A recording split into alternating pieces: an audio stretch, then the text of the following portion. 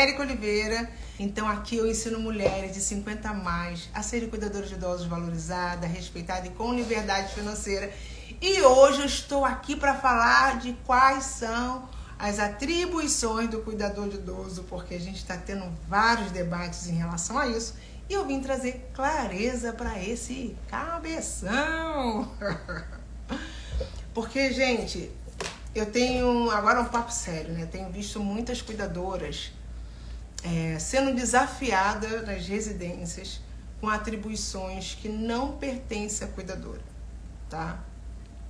E por causa disso que eu vim fazer essa live. Então, para você que já é cuidadora de idosos e que tem trabalhado fazendo dupla jornada, né? Tanto como cuidadora de idosos, empregada doméstica, ou então cuidador de idosos, aí faz comida para todo mundo, não faz a limpeza da casa, mas faz a comida para todo mundo da casa.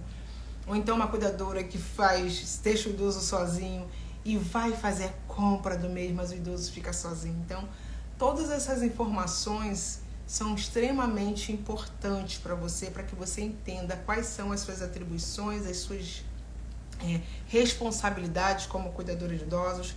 Mas eu não quero ensinar algo que seja do achismo, né? De algo que alguém falou que deveria ser feito e que tal fulano... Não, gente. Eu peguei o guia prático do cuidador de idoso, que é disponibilizado, inclusive no Pai Google, que eu chamo de Pai Google. E lá vai dizendo com clareza quais são as atribuições. Então, o meu papel como sua professora, né, sua mentora, é trazer informações relevantes para que você saiba aonde buscar. Por isso que eu falo que o conhecimento liberta e a falta desse conhecimento escraviza. Porque quando eu tenho conhecimento de algo pautado em leis, em questionamentos aonde pessoas estudiosas fizeram toda a busca para mim, na hora de eu me posicionar com o meu cliente, na hora de me posicionar com minha colega de trabalho, eu não vou falar naquilo que eu acho que poderia ou que alguém me disse, mas sim algo que está escrito dentro das estruturas que foram estudadas. Eu entendo também que quando nós somos cuidadores de idosos, muitas não sabem quais são as suas atribuições de forma legal, sabe? De forma escrita, embasada. Então, ela geralmente está dentro de um grupo do WhatsApp ou dentro de um grupo do Facebook, ou vai olhando no TikTok, vai olhando essas informações e vai colocando isso como verdade absoluta para a vida dela. Com tantas informações que constam nas redes sociais, a gente às vezes não sabe de fato descrever o que é verdade e o que é fake, né? O que é verdade ou o que alguém levantou e aquilo dali passou a ser verdade, mas não é uma verdade absoluta. Então, para que você escolha o caminho que você vai seguir dentro de um novo contrato, de um novo cliente, para que você saiba fazer as negociações de forma correta, eu sempre vou trazer orientações importantes para que você fale, não, peraí, isso não cabe, isso cabe. Eu nunca vou falar para você, não aceite, não faça, não. Eu quero trazer aqui o conhecimento necessário para que você tenha o poder de escolha, tá? Então, olha, cuidador não faz isso. Mas eu tô sem trabalhar, eu tenho que pagar meu aluguel, eu tenho que pagar minha luz, então eu vou aceitar, mesmo sabendo que o cuidador não faz isso, mas estrategicamente eu vou buscar uma oportunidade aonde a profissão do cuidador é valorizada e é posicionada como cuidadora de idosos. E aí você não fica sem trabalho, não fica sem trabalho e não deixa de aproveitar a oportunidade que você deveria ter, entendeu? Que você pode ter, que é ter um dinheiro para pagar suas contas, tá bom? Então, quando a gente fala das atribuições de cuidador de idoso, quando a gente envolve isso, a gente fala tanto da parte emocional do cuidador de idoso, das responsabilidades emocionais, que envolve família, que envolve idoso, que envolve os médicos, a colega de trabalho, toda uma equipe, que pode ser fisioterapeuta, pode ser a cozinheira, pode ser empregada doméstica. Então, toda uma estrutura que envolve o cuidador de idoso. Por isso que você precisa ter inteligência emocional, porque você passa a ser o elo de comunicação entre o idoso familiar, entre o idoso e o médico, de repente entre o idoso e a equipe lá de cuidadoras, porque você talvez, naquele momento, dependendo da patologia do idoso, você passa a ser a voz do idoso, né? Então, por isso que é muito importante você ter inteligência emocional para ser íntegra nas informações que o idoso está lhe passando, ok? Então, eu preciso ter conhecimento que a minha responsabilidade é me posicionar de forma imparcial para criar esse elo entre cuidador de idoso, colega de trabalho, o familiar, os médicos, porque às vezes você pode estar sozinho com o idoso e você tem que fazer essa interlocução entre o familiar. Então, uma das atribuições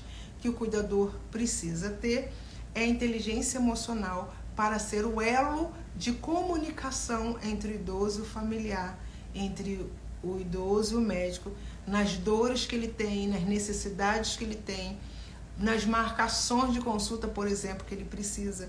Então, cabe você, como cuidadora, fazer isso, tá? Uma outra coisa que é muito importante é ter uma escuta atenta. Por mais bobo que pareça, talvez você ache assim, mas o que tem a ver escuta com as atribuições do cuidador?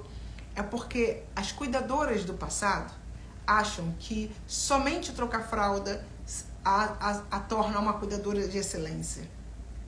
Por isso que eu falo para as minhas cuidadoras, minhas alunas, que o que a gente mais vai usar vai ser as inteligências. A inteligência intrínseca, a inteligência extrínseca, a inteligência tecnológica, a inteligência financeira, a inteligência do aprendizado, a inteligência criativa. Todas essas inteligências vão contribuir para que você seja uma cuidadora de alta performance, colocando em prática as atribuições do cuidador. Então, a escuta em relação à necessidade do idoso vai influenciar nesse elo que você tem com o familiar, né? Que o primeiro eu falei do elo, agora na escuta. Então, a cuidadora precisa aprender a escutar, mesmo que essa escuta seja falando a mesma coisa o tempo todo. Então, às vezes, ele vai estar orientado ou desorientado, mas se você tem uma boa escuta, você vai perceber aonde é orientação, aonde é desorientação naquele momento com o idoso. Então, é muito importante a cuidadora ser presente. Muitas das cuidadoras estão com o corpo lá, mas a alma fora. Então, ela não é uma cuidadora presente. Ela está nas redes sociais, ela está conversando com a colega, no momento que deveria estar prestando uma atenção ao idoso, às necessidades daquele idoso, né? Uma outra coisa é ajudar nos cuidados de higiene. Toda cuidadora ajuda o idoso nos cuidados de higiene. Esse idoso pode ser de baixa ou alta complexidade. Então, se tiver que dar um banho em cima da cama, ele vai fazer toda a higiene corporal e bucal lá na cama. Se tiver que levar ao banheiro, se tiver que dar um banho na cadeira de higiênica, então toda essa estrutura vai ser responsabilidade do cuidador. E aí é muito triste quando eu vejo cuidadores deixando o idoso ficar 1 semana, 2 semanas, 3 semanas, 1 mês, 2 meses sem tomar banho. Ele não, mas o idoso não quer. Gente, é sua responsabilidade. Você vai ter que descobrir uma estratégia para conversar com aquele idoso e fazer com que ele entre no seu universo, ou você vai entrar no universo dele para estimulá-lo a tomar o banho na hora que precisa. Muitas vezes o idoso vai estar todo evacuado, vai estar todo precisando de cuidados, e aí você vai deixar para lá porque ele falou que não vai tomar banho. O fato é que idoso não gosta de tomar banho. Uma das dificuldades é tomar banho e beber água. E nem gosta muito de vento também, que eles sentem muito frio. Então você vai precisar estrategicamente saber de que forma você se comunica com seu idoso para dar o banho que é necessário. Então, uma das atribuições, ele querendo ou não, vai ser o banho. O que você não pode também forçar é jogar ele no banheiro e tal. Por isso que tem que ter inteligência emocional e estratégia para lidar com o idoso, tá? Uma outra coisa, estimular e ajudar na alimentação. Você vai se deparar com idosos que muitas das vezes vai falar assim, eu não quero comer porque eu acabei de comer. Acabei de comer, minha barriga tá cheia, não quero comer. E ele nem comeu, aquela idosa, aquele idoso nem comeu nada. Então, se aquele idoso fala aquilo naquele momento que não quer comer, então vou deixar ele sem comer. Não, você vai conversar com ele em outro momento, 10 minutinhos depois, e vai oferecer uma alimentação para ele. Ele não pode ficar sem comer, tá? Ou então aquele idoso que acabou de comer, 10 minutos depois ele está falando assim, você está me deixando com fome, eu quero comida, você não me dá comida. Não sei se vocês já passaram por isso, mas isso são parte do cérebro do idoso que tirou essa sensibilidade, mas prejudicou uma parte dos neurônios que avisam que aquele idoso ou comeu ou não comeu, entendeu? Então ele sente fome mesmo comendo, então não sente fome mesmo não comendo nada. Então não importa se ele acabou de comer, você não vai dar mais comida, ou se ele não quer comer, você vai ter que oferecer comida de uma outra forma. Porque você não pode prejudicar a nutrição do idoso. Ele não quer, problema é dele. Não, o problema não é dele, o problema é seu, porque ele é um paciente, você teoricamente deveria ser a lúcida da parada. Então, se você não está fazendo isso, é bem provável que você possa ser penalizada, tá? Por não estar fazendo aquilo que são as suas obrigações. Érica, dentro da ajuda, de estimular e ajudar na alimentação, eu tenho que fazer comida do idoso? Sim, você é responsável por fazer a alimentação somente do idoso. Tá? Então, pode fazer comida para todo mundo da casa? Não é para fazer. É claro, gente, que tudo depende de um jogo de cintura. De repente tá surgindo uma situação onde tá num ambiente que é super agradável, o familiar tá sempre fazendo alguma coisa para você, te custa fazer uma alimentação para você e para a filha, para você e para o marido e a idosa? Talvez não. Mas tome cuidado com os excessos, entendeu? Com os excessos para não trazer problema para você, ok? Outra, tem várias atribuições, tá, gente? Mas eu tô trazendo atribuições aqui que são pouco, geralmente a gente não fala. A gente fala muito da limpeza, a gente fala muito da higiene e tal, mas a gente deixa de falar de situações pequenas que são necessárias para que você se torne uma cuidadora de alta performance. Estimular a atividade de lazer e ocupacional. Gente, quantas cuidadoras falando que não tem obrigação de criar estímulos cognitivos com seu idoso? Duas ou três pontos são muito importantes. Primeiro, quando você é uma cuidadora estratégica, você vai criar estímulo e vai trabalhar a parte cognitiva do idoso. Por quê? Primeiro, que quanto mais estímulo você tiver, menos trabalho você vai ter com o seu idoso.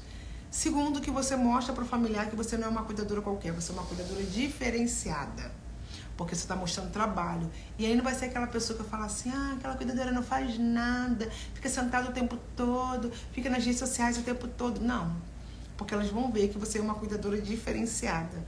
Então, estimular o idoso para que retarde alguma patologia dele e aí vai ajudar na parte cognitiva. E ser uma cuidadora intencional para mostrar o quão diferenciado você faz toda a diferença. Aí algumas falam assim, a fisioterapeuta mandou mexer com a bolinha na mão. Eu não sou fisioterapeuta, não ganho nada com isso. Quem já ouviu falar? Se não ganha, você ganha. Você é cuidadora de idosos. Você vai fazer estímulo, sim, você vai estimular. Por isso que é muito importante você, no início do contrato, entender exatamente como é o seu idoso, qual é a patologia que tem, para você saber que tipo de preço você vai dar. Quando você tem a consciência das atribuições de um cuidador, quando você tem a consciência que tipo de assistência você vai dar ao seu idoso, você consegue negociar o seu preço para o familiar. E aí, além de negociar, você vai trazer todo um argumento técnico de tudo que você vai aplicar com o seu assistido. E aí você não vai falar assim, por que você está cobrando esse valor? Porque minha vizinha ganha isso? Você é sua vizinha? Claro que não. Você é todo mundo? Claro que não. Então você é um ser único. Então, como ser único, você é uma cuidadora única que vai ter o seu preço e as suas oportunidades, tá? Então para de falar, eu vou cobrar isso porque fulano... Gente, deixa eu te contar uma fofoca. Vocês querem saber fofoca? Então vai dando coraçãozinho que eu vou te contar uma fofoca, gente, que eu fiquei chocada. Eis que entra em contato comigo uma menina que ia fazer o curso, acabou não fazendo. Dizendo que a vizinha, a colega dela, amiga, Debeste, amiga, falou que o cliente dela estava roubando ela. Porque o cliente prometeu R$ 1.800 por mês e estava dando R$ 600 por semana. Aí a menina fez um cálculo e conferiu e viu que o cliente estava roubando. E ela pegou, já foi lá no cliente, falou que o cliente estava roubando, tá pensando o quê? Aí tirou foto da senhora, toda evacuada, me mandou, toda urinada, me evacuou, como se aquilo dali, como se a idosa tivesse culpa de ter evacuado, ter urinado no sofá. Mal sabia ela que se ela tivesse colocado a fralda de forma correta, ela talvez não tivesse passando por isso, né? Então o trabalho dela não está sendo bem feito, porque está vazando a urina, então ela não está trocando no momento certo, que existe a fralda descartável, não é isso? Então, aí ela foi e mandou tudo isso, mandou essas informações ridículas, né? E falando que a colega dela falou isso. Só que quando eu fui pegar o cálculo, o cliente estava pagando R$ 600 por semana. Então isso, durante 4 semanas, dá 2.400. Então o cliente estava pagando mais para ela.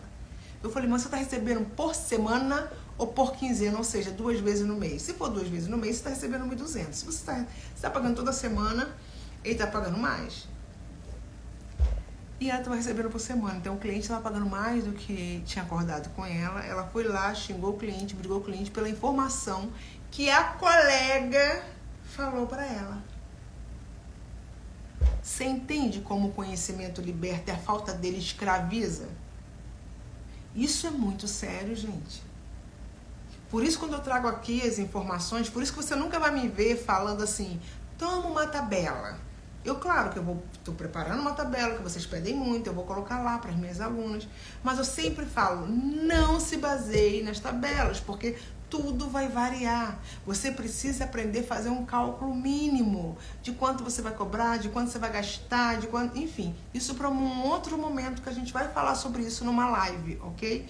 Então vai me acompanhando aqui, vai entrando, a gente vai estar aqui hoje que eu fiz mais cedo, porque eu vou dar aula mais tarde.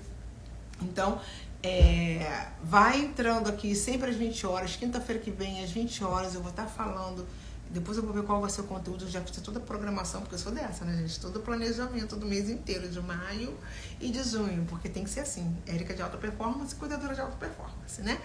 Então, quando a gente aprende a forma correta, pode vir em qualquer voz, falar qualquer coisa, que eu sei exatamente como fazer.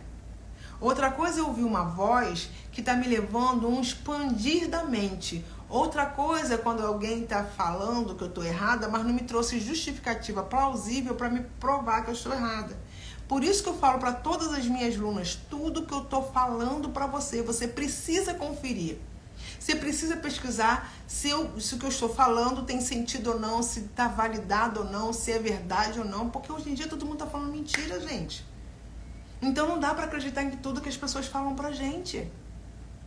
Por isso que é muito bom você entender as atribuições para não chegar brigando com o familiar por direitos, por obrigações que você não tem menor condição de fazer.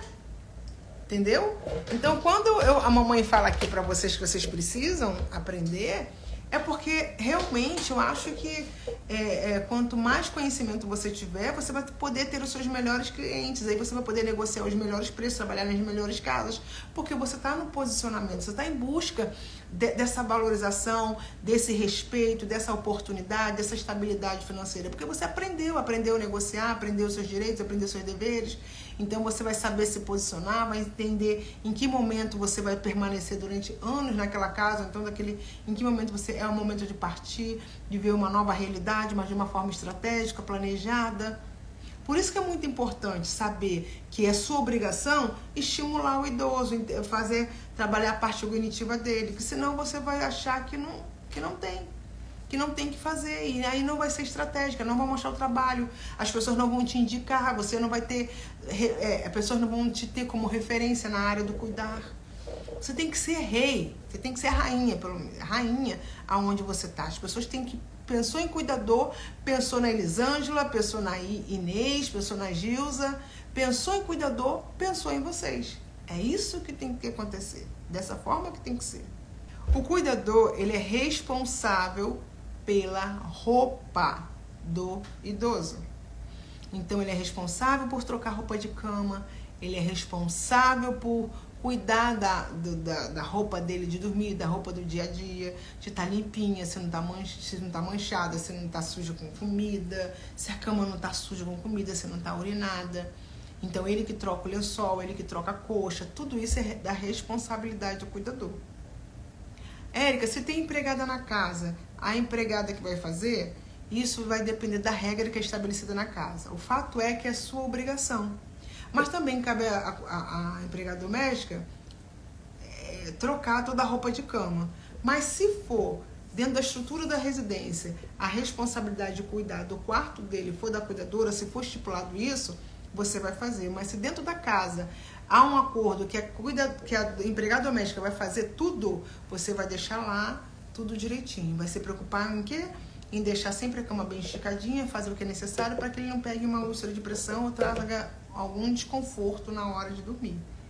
Então, quando eu entendo essas malícias da lei, não digo nem malícia, não ficou bem não, mas quando eu entendo as regras da lei, quando eu entendo as regras, as minhas responsabilidades como profissional, eu vou marcar a minha presença na casa do cliente fazendo a diferença.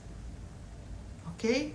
Então, toda vez que você for para um cliente novo, quando você entende as suas atribuições, você já vai deixar claro isso, como você tem que fazer. De que forma você vai ter que fazer. Então, quando eu faço todas esses levantamentos, né? Por exemplo, eu vejo muitas cuidadoras, como elas não sabem verificar sinais vitais, que é temperatura, glicose, a pulsação, né, respiração, ela não coloca isso dentro das atribuições do cuidador. Mas sim, faz parte da atribuição do cuidador. Não só verificar, como também anotar todas as informações referentes àquele idoso para que ela tenha documentações reais para levar para o médico, se houve alguma alteração, se ele se alimentou bem, se ele ficou agressivo, se ele teve febre, se ele está evacuando bem. Cabe ao cuidador de idoso ser responsável, porque ele é o olhar da família diante do médico. É ele que pega todas as informações e contribui para o trabalho do médico. Porque o cuidador e toda uma equipe médica, seja fisioterapeuta, assistente social, todo mundo trabalha em conjunto. E para trabalhar em conjunto, eu preciso saber as minhas atribuições, eu preciso saber a forma que eu faço cada verificação, cada observação, porque são essas informações que vão dar as diretrizes para que o médico mude a medicação, ou dê uma nova medicação, ou verifique se está sendo agressivo ou não. A partir dessas informações, desse conhecimento, eu vou fazer com que o meu idoso tenha mais qualidade de vida, ok? Que ele tenha condições de ter até o final da vida dele um respaldo para ajudá-lo, tá? Deixa eu me ver aqui. O que vocês estão perguntando? Se quiser perguntar, pode perguntar, tá, gente? Aí eu vou respondendo na medida que vocês vão entrando. Então, trabalhe isso. Trabalhe o estímulo, trabalhe a parte cognitiva, trabalhe esse posicionamento condicional, sabe? Esse posicionamento que te proporcione um bom atendimento para o seu cliente, do seu assistido, mas e principalmente também, que não é menos importante, que mostre a profissional de alta performance que você é, porque você apresenta um trabalho com qualidade, com excelência, um trabalho que vai fazer diferença, que vai impactar não só o idoso, mas vai impactar o familiar, porque ele vai ter tranquilidade, ele vai ter segurança, ele vai saber se posicionar, tá bom? Deixa eu me ver aqui, o que vocês estão perguntando. Então, minha gente, basicamente é isso. Deixa eu falar pra vocês o que a gente vai falar na próxima live, que é muito bom. Peraí. Como ser uma cuidadora de idosos valorizada vai ser na quinta-feira. Então eu vou dar passos que vão ajudar você a ser uma cuidadora valorizada pelo seu cliente, valorizada pelo mercado de trabalho, tá? E, inclusive eu tô gravando conteúdos para ajudar vocês a desmistificar alguns conceitos que vocês possuem como cuidadora de idosos. E eu gostaria muito que vocês participassem, comentassem de tudo que está sendo feito. Por exemplo, essa live vai acabar. É muito importante que você comente, coloque suas observações aqui, coloque as suas dúvidas, porque isso vai contribuir para que eu traga informações relevantes para te ajudar na construção do seu saber, tá bom? Eu vou andar um pouquinho sumidinha no Stories, vou tentar botar, mas é porque como começou uma turma nova, eu estou fazendo a mentoria nessas turmas, estou fazendo encontros com essas turmas, falando com elas diretamente, né? E aí, cada uma mais linda do que a outra, eu acabo me entregando de uma forma mais intensa nesse período da turma que foi aberta, até da entrega, até que elas consigam seus resultados, tá bom?